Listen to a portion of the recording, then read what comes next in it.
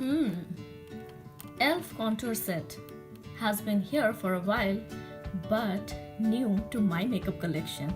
Pretty excited to play with this one.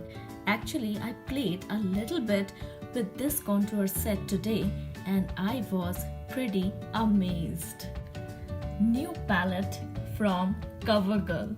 Look at the colors, isn't it gorgeous? Yeah, colors drew me in, and I have played with this shade a little today, pretty buttery.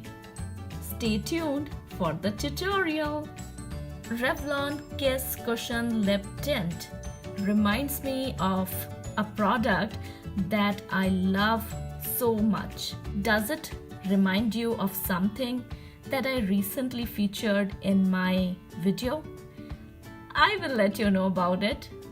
Maybe tomorrow? Yeah, stay tuned.